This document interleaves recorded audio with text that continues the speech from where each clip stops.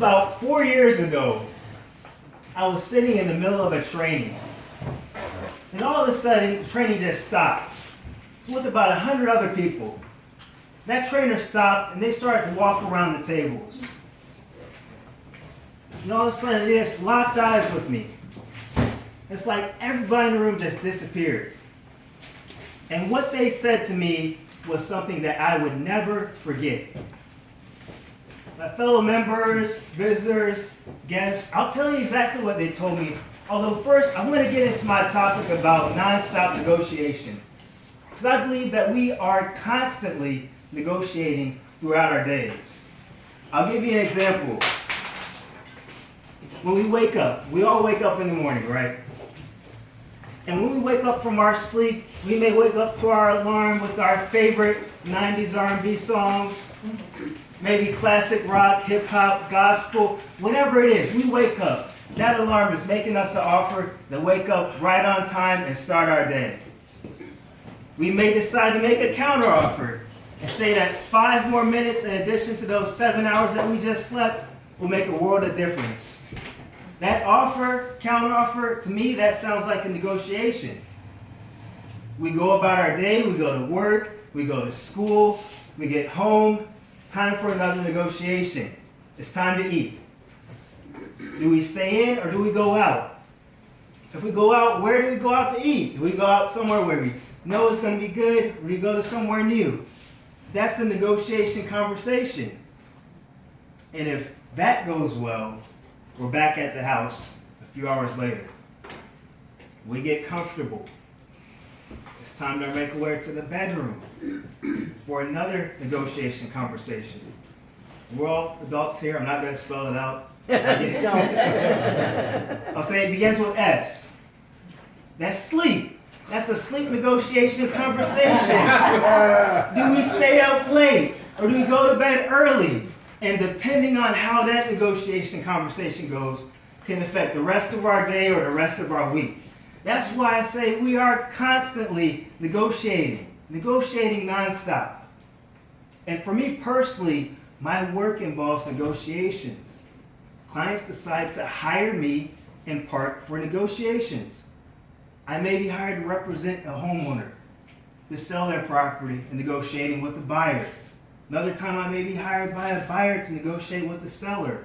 That's a negotiation conversation. And there could be different outcomes from that conversation. Number one, it could be win-win. We love win-win negotiation conversations. That's when both parties feel like they have something that they gain from the transaction. Number two, it could be a win-lose conversation.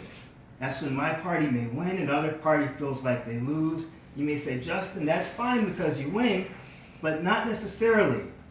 Because if the other party feels like they're losing during your negotiation, it may lead to something else called walking away.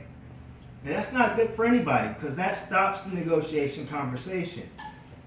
Lastly, could be a compromise where neither party really feels like they've won and both parties have to give up something, although they don't quite feel like they lose, so the conversation continues and it finally concludes, but there's no real clear winner. I want to make this focused on a win-win negotiation conversation for everybody. I want to make it very personal for everybody here. Is everybody okay with that? Yes. In order to do that, I want you to picture something that you plan to negotiate.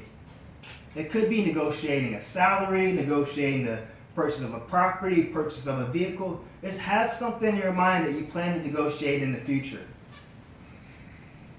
And in order to have a win-win negotiation conversation, there are different tools that you could use. One tool is to have a very, very clear picture of what you want the outcome to be. What do you want the ideal outcome of this negotiation conversation to be?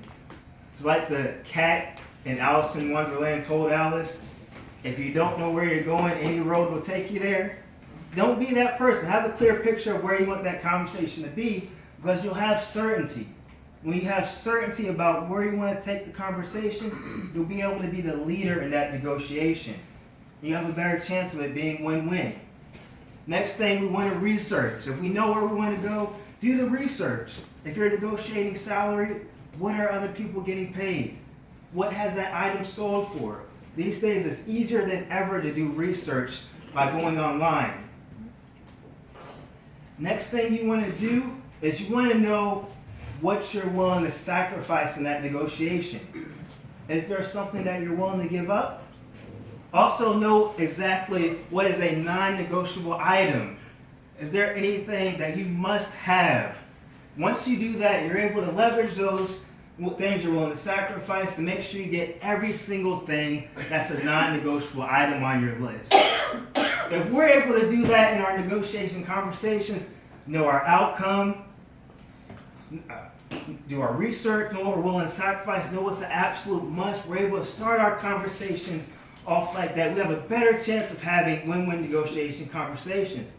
If you remember in the speech when I was in that training, that trainer came off of the stage and locked eyes with me and they said something that was so impactful. Everybody in the room disappeared when they said almost to me directly that the quality of your life is determined by the quality of your conversations. I want to add to that for everybody here in this conversation to say that the quality of your life is also determined by the quality of these non-stop negotiation conversations that you're having with yourself and everybody else every single day. I'm Toastmasters.